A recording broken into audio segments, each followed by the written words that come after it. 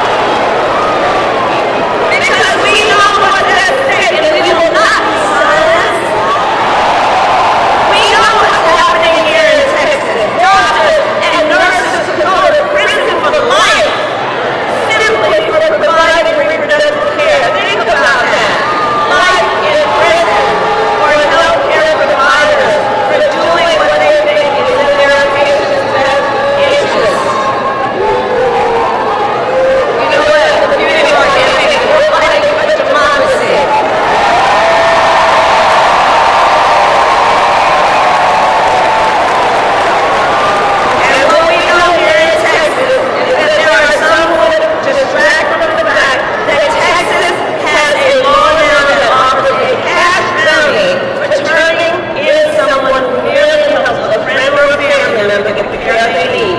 In Texas, the law provides for prison for life for healthcare providers for doing what they believe is in the best interest of their patient. In some counties in Texas, they have had travel bans to prevent women from going to other states to receive care. These are the states. And we know how we got here. When Donald Trump was president, he hand-selected 3 members of the United States Supreme Court with the intention that they would undo the protections of Roe v. Wade. And as he intended, they did. And now more than 20 states have a Trump abortion ban. Now 1 in 3 American women live in a state with a Trump abortion ban, including Texas and every state in the South except for Virginia. And many of these bans are causing hearings to be denied until a woman is at death's door. Many have no exceptions even for rape and incest, which is immoral. And let us agree, one does not have to abandon their faith or deeply held beliefs to agree the government should not be telling her what to do with her body. Not the government.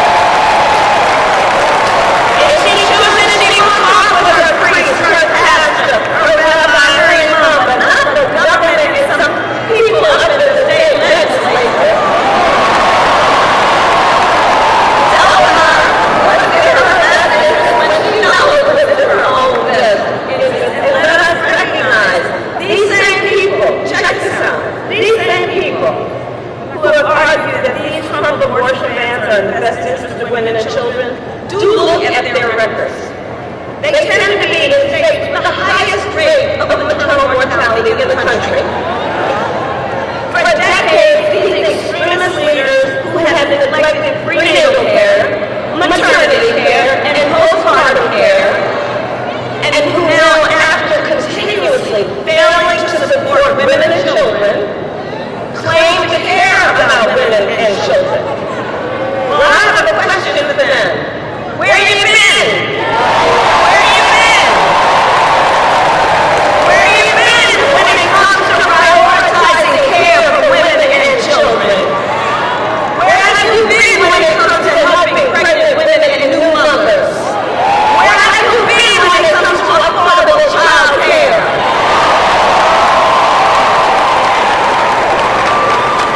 And you know, many of these same extremist leaders have also refused to extend the child tax credit, which lifted half of America's children out of poverty.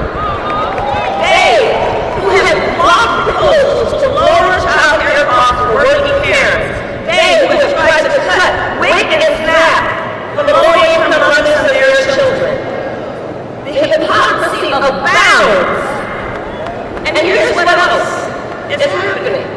These bans are driving doctors out of states like Texas, Idaho, Georgia, and North Carolina, leaving women who are already living in maternity care deserts, meaning there is no maternity care anywhere near them, leaving them with even fewer options.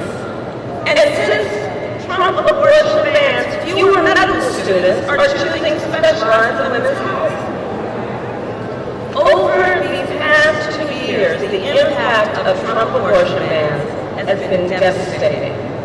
We see the horrific reality that women and families face every single day, and the stories are vivid, they are difficult to hear, they are difficult to tell. For example, here in Texas, can we roll the tape? 4 years they were trying to get Roe v. Wade terminated, and I did it.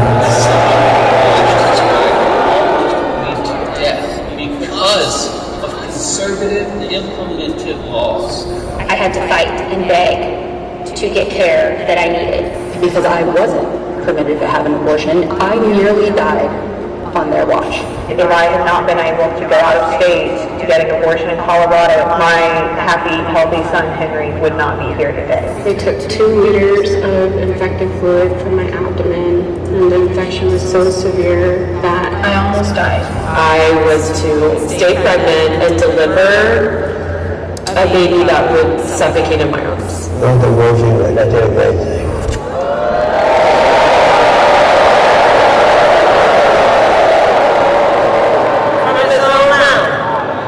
A great thing.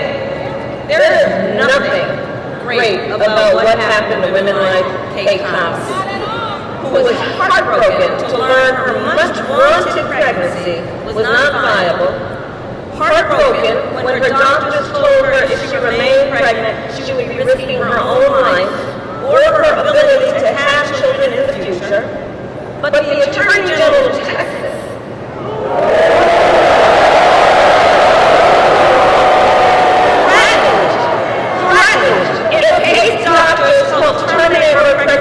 they would be criminally prosecuted. So Kate was forced to flee the state to get the care she needed. In Louisiana, Caitlin Joshua was turned away from not one, but 2 emergency rooms for miscarrying. She was bleeding. She was in pain. But because of the Trump abortion ban, doctors would not treat her. Because if they did, they would have faced 15 years in prison. And so Caitlin had to go home where she went through the pain of a miscarriage for more than a month. And trying the whole time to hide her pain from her 4-year-old daughter. We know that women have died because of Trump abortion bans. Here today is Jeanette Williams, the mother of Amber Nicole Thurman, a vibrant, you must speak her name, Amber Nicole Thurman. I promised her mother I would speak her name. A vibrant 28-year-old mother of a 6-year-old son who died of preventable death because of Georgia's abortion ban. Now, Jeanette and her family are courageously sharing Amber's story to make sure we all remember her as more than a statistic, so that we remember Amber was a daughter, a sister, a mother, and that she was loved, and that she should be alive today.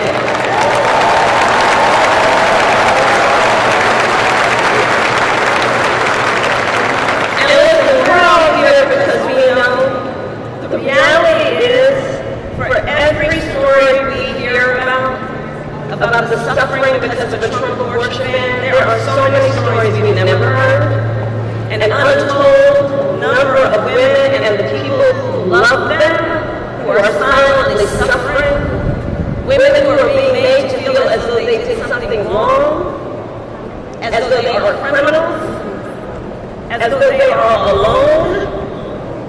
And to those women, I say, and I think I speak on behalf of all of us, we see you and we are here with you.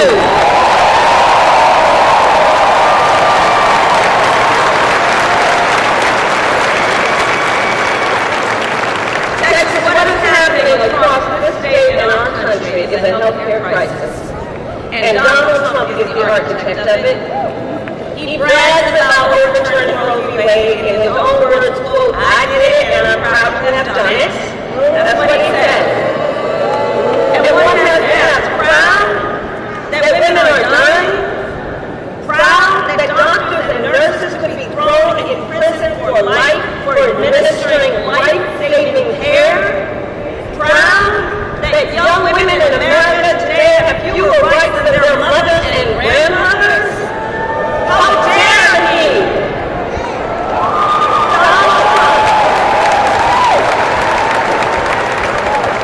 Donald Trump even said everyone wanted Roe v. Wade to be overturned. Well, a woman in Ohio was arrested and charged after having a miscarriage. So was a woman in South Carolina. They didn't want this. Hallie Duvall became pregnant after being raped by her stepfather when she was 12 years old. She didn't want this. Ryan Hamilton was here tonight. and his wife was denied treatment at the hospital for a miscarriage. They got home, he found her bleeding and unconscious.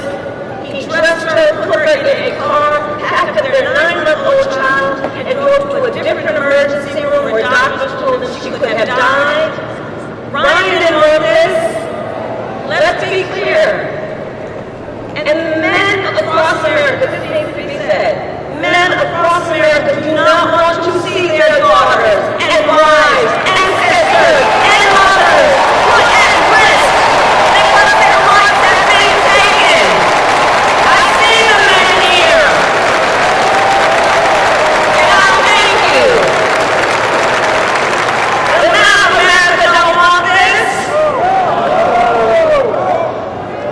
And now the Attorney General of Texas is suing the United States government.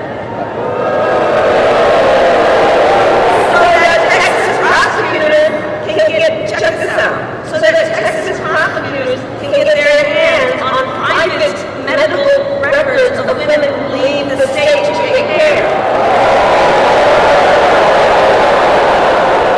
Now I ask everybody here, please do see the irony, okay?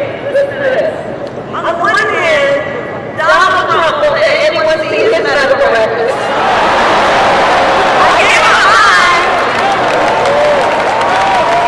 And on the other hand, they want to get their hands on your medical records. Simply put, they are out of their mind.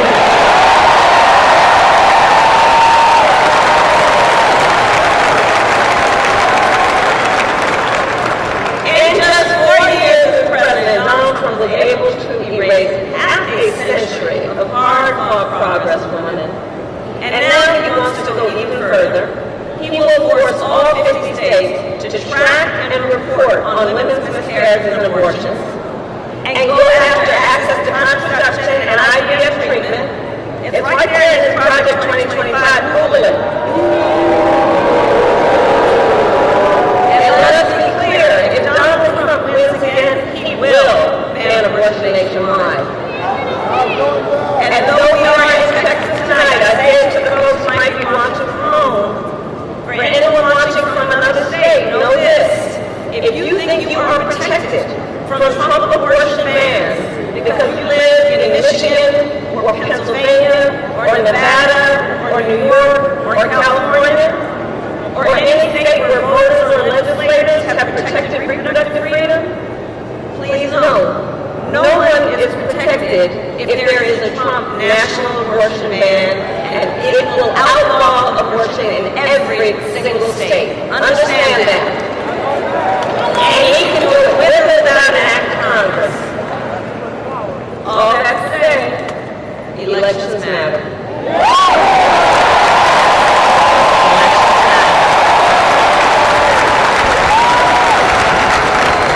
If Donald Trump is president again, he will likely get to appoint at least one additional Supreme Court justice. Remember who we appointed. Call her Justice Ketanji Brown Jackson.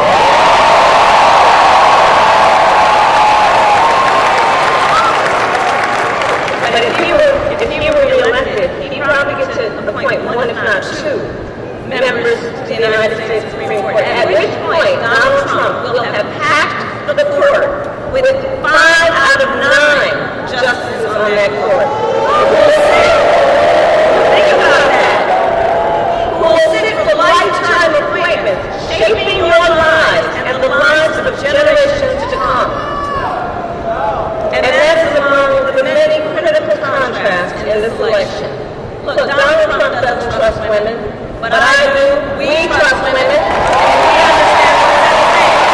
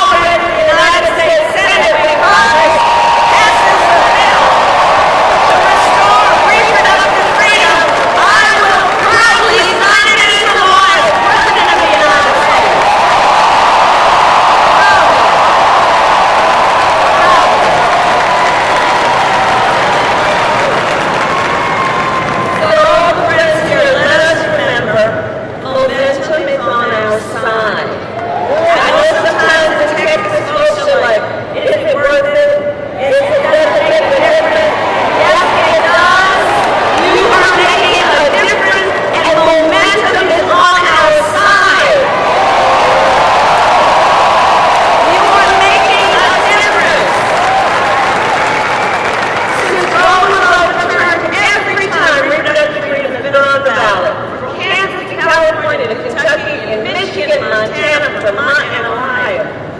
The people of America have voted for freedom every time it's been on the ballot. And all today has voted by overwhelming margins from so-called red to so-called blue states, proving this is not a partisan issue. Because Americans from all backgrounds and beliefs understand the decision of whether or when and how to build a family is one of the most consequential decisions anyone can make. And we are fighting for an America where no matter who you are, where you live, you can make decisions about your own body for yourself. So moving forward, all of this is to say, reproductive freedom is on the ballot in this presidential election. And in 10 states around the country, including Arizona, Florida, and Nevada. And with the work of everyone here, freedom will win.